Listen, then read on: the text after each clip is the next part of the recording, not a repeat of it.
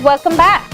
And we're moving into our final conversation for today, a very educational session for those who are embarking on attempting to get a U.S. visa. We have with us, representing the United States Embassy in Belize, Consular Officer Nancy Biasi. Good morning and welcome. Good morning, and thank you for having me. Thank you for being here.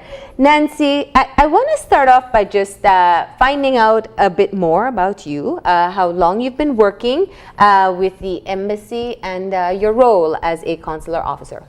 Well, actually, I'm in Belize just on a temporary assignment. I've been here for 7 weeks, serving as the chief of the consular section. But I've been doing consular work for about 14 years at a variety of posts around the world. Yeah, so you get to interact directly with persons who do want to be able to make their way into the United States. And that's the great thing about my job, is just meeting new people and hearing their stories every day and learning about what they plan to do when they travel. Yeah. Now, I want to, this is always a bit of a mysterious process for some people, and understanding what the role is from your end is important for people to know what to expect. You are essentially a very integral part in ensuring the safety within your country, and that includes, I'm sure, a lot of things that you won't be able to tell us on air. But if you were to able to just say for a bit, what the chief purpose is in the interview when you interact with people. Well, our mission, of course, is to facilitate safe and legal travel to the U.S. So we do that at consulates and embassies overseas by interviewing and screening prospective travelers to see if they qualify for a visa in order to enter the U.S. Okay. Now, Belize is getting ready. I know the embassy in Belize is getting ready to move into its what we call the busy season, summer travel, school travel, Yes. And many different reasons why. So what we wanted to talk about today were the different options for visas and what people need to know before embarking on the process. Well, and we understand that it is a bit of a daunting process for people, especially first-time applicants. But like anything, you really need to plan, understand what you're going to do, and have a good understanding of the process as you embark upon it. This is getting up to the busier travel season. As school gets out, people start thinking about taking the kids to the U.S. or finishing up a school program for themselves. What's the next phase? Do you want to take a summer vacation? So the first step really is to decide what your purpose for travel is. Yeah. And visas are issued for a specific purpose of travel. Okay. So we have the most common one, which is the tourist visa, the B1, B2. We have the school visas that people will be looking at. And there are other, as we're coming to learn now, as we've seen some of our artists run into challenges, that they do have to get specialized visas as well, right? Correct. So let's start with the popular one. Most people will be preparing for a summer vacation or to visit relatives they have in the States and want to get a tourist visa, right? Correct. What are some of the things that they need to start to prepare as they head online to do the application form? All of our applications are taken online now. You fill that out in advance and it's submitted electronically to us. Fees are paid, and when the applicant comes into the embassy for a brief interview, pretty much all of the work has been done up front, and we know a lot about what your plans are. So the first step is really to begin to look at immigration laws and what the process is. The best place to go for that information is the Department of State's website at www.travel.state.gov, and try the Visa Wizard, which is a really easy to use little check the box test, and it will say, this is the country I live in, this is what I want to do on my trip, what do I need to do? And it'll walk you exactly through a questionnaire that says you should apply for a B1, B2 visa. A B1, B2 is sort of a broad tourist traveler visa. It is issued for a period of 10 years and allows you to use it multiple times to travel back and forth for short periods of time. And generally it is just for visiting family, going to Disneyland, shopping, Some types of business can be conducted while you're on a B1, B2 visa. You can go for meetings You and can trainings. go for meetings, trainings, and some other activities are allowed, volunteer work, some other things like that. So, And medical purpose? some medical purpose, yes. If you need medical treatment in the U.S., that's quite common. Okay. And so you go through the wizard. You're told most likely it's best if you apply for a B1, B2 or a tourist visa. Go online, fill out the paperwork, pay the fee, make the appointment. Correct. This is where the nerves set in for people, right? Yes. They'll come face to face with someone like yourself. And I know one of the things people are always unsure of is, what documents should I have on hand? Do I need to take the briefcase with everything? Is my word going to be enough? What should I take in for my interview? And it's important to remember that the interview is really an opportunity for the consular officer to verify your identity, your nationality, that you are the person who has submitted the documents previously, and to just get a sense of what is your purpose for travel? What is it you plan to do? That's not necessarily based on the documents. It's based on just the story that you tell. The consular officer is required under U.S. law to assume that you intend to immigrate and live permanently in the U.S. unless you can show us otherwise at the interview. Okay. So what we look for is someone who has a good plan. They can tell us what their life is like in Belize in a short interview, and why you would intend to come back to Belize at the end of your intended trip. Yeah. And what are some good documents to have on hand just in case? Well, we don't often ask for documents, but often people, just to verify their story, will provide a letter of employment, something that explains that they've been invited to a meeting in the U.S. If they're going for medical treatment, we certainly want to see that there's some documentation about that, who's paying. People will often bring in a lot of documentation thinking that it will add weight to their story, and frankly, we just don't have time to review a lot of it, and it's good to have some supporting documentation in case you're asked. Yeah. But generally, we rely on the word that people give us. Yeah. So you would say that the main thing you're looking for is to prove that they do not want to relocate to the United States illegally. Yeah. So it's just tell us what your story is. Your family here. The consular officer will ask a series of questions to verify that. Where do you work? Are you in school? What's your plan after school? Where does your family live? Have you traveled previously? How do you plan to pay for your trip? Pretty logical questions. Or if you're running away from something in Belize. From something in Belize. Yeah. And then the consular officer, if they decide that you are eligible for the visa, will rule out any other reasons under U.S. immigration law that we cannot issue the visa. It may be someone has traveled to the U.S. previously and had an arrest or had some problems with overstaying a visa or immigration problems in the past, and we'll need to resolve those issues.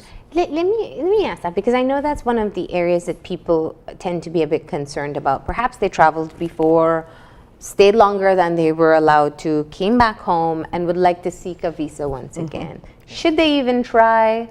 They should try. It depends on how long it's been since there was a problem and what the extent of the issue was. It's not uncommon that young people will travel, stay in the U.S. for quite some period of time, perhaps forget to return in a timely manner. And after a period of time, if you're back well settled in Belize, you're certainly welcome to reapply. There's still that opportunity. Yes. Okay. What's the greatest misconception that you think people have about this process?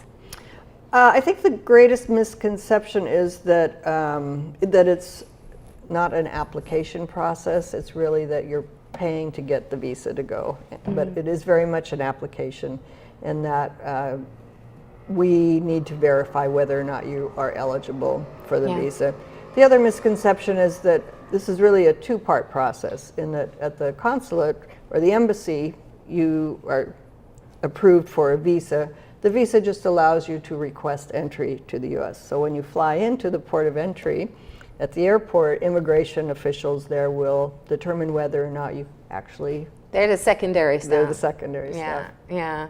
Now, any I also know that that's another place where people would take a lot of documents to justify their purpose of travel. Any advice that you have to travelers once they have been approved for a visa and they will then request entry into the United States?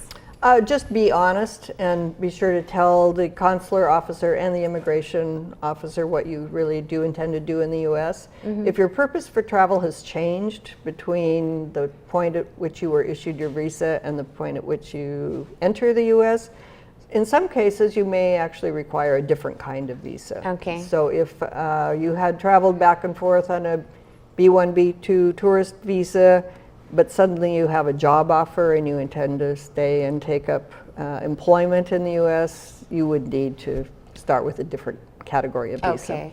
Now, what are some of the other visas that, and some of the advice that you can offer to people? Let's talk about student visas, for example. A lot of people are getting ready to go to school. What is your advice to them in terms of being able to ensure they get their student visa in time for school to start, and that they will follow the process properly? Well, we're very fortunate here in Belize because visa appointments are quite readily available. We have good capacity and the process goes quite smoothly. So the biggest anxiety for students particularly is getting their documentation in time to get to school on time. So start early, as with everything, and make sure that you get all of the documents that are provided by the sponsoring university or your school in the U.S. All right. And there's several other specialized visas. As you were pointing out earlier, if your purpose for travel has changed, there is a journalist visa, there's an artist visa, there's several other visas that people can and need to access to be able to travel. Let's talk about those. Some of those visa categories are actually pre-approved through a process that starts in the U.S. with the petitioner. So some of them need to be approved for specific kinds of work, school visas, for instance.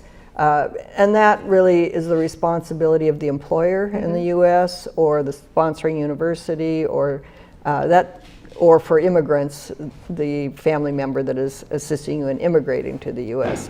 So for the visa applicant, just please be in touch with the person who is providing that documentation. When approvals are completed in the U.S., either through the National Visa Center, the Citizenship and Immigration, whatever agency is responsible for approving those petitions, then you'll be ready to apply for the visa. But we can't do anything until that process has been completed. Okay. And there is also the green card program. Yes. And I'm not sure if it's still ongoing with the yearly application process where some persons can be able to acquire their green card. There's a diversity, you're probably talking about the diversity visa program. Is that still ongoing? Yes, that's still ongoing. People apply. Most people immigrate through the sponsorship of family members, in some cases employers, but for family reunification is really the purpose. The diversity visa lottery does take place annually. Belizeans are qualified to enter that. Okay. And that's a separate process. That's a separate process that they have to go through. Yes, and there's a lot of notification about how that works. So people who are interested in immigrating can certainly look to that as an option. Yeah. Now, Nancy, under this new administration, there are very frequent changes that are taking place in terms of travel restrictions. And I think a lot of people, no matter how much they're comfortable traveling, are unsure of what changes happen at what time. What's your advice to them in terms of being able to travel to the United States feeling that they have done what is required to get entry? I think people can be very confident, especially if they have traveled well in the past and they have a good reason for travel and their documents are in order. Nothing has really changed. Our laws have not changed. Our procedures have not changed. So it's more perception, I think, that people may have. Okay. So pay attention. Again, look at travel.state.gov for the latest information about travel advisories. In some cases, people should be prepared to spend a little extra time at the airport. I know that Belizeans are having, some people are being issued limited validity passports now. There's a problem with, so if you have a temporary passport, we can put a visa in it, but you'll need to be prepared to spend a little extra time at the airport to get checked through their processes. Yeah. Anything else that you'd like to share with people about this process? No, other than just we look forward to seeing people come in to apply. Be honest. We really do want to encourage people to travel to the U.S. Because I really believe that our job is to help people enjoy the gift of person-to-person exchange. Fantastic. And as you pointed out, there are appointments available at this time. Appointments are available, yes. It'll probably get a little tighter getting up to the summer travel season, but people are certainly welcome to plan to apply as soon as they can. Well, Nancy, we appreciate you stopping in today to tell us a little bit about this process. That does make people a bit nervous. But what was most important, I think you pointed out that we need to be honest and ultimately prove that your intentions are not to travel and stay in the United States, right? Thank you. Thank you. It's been a pleasure. All right, great. Thank you. We are going to go ahead now and take that final break. And when we come back, we'll have our wrap up. So stay tuned.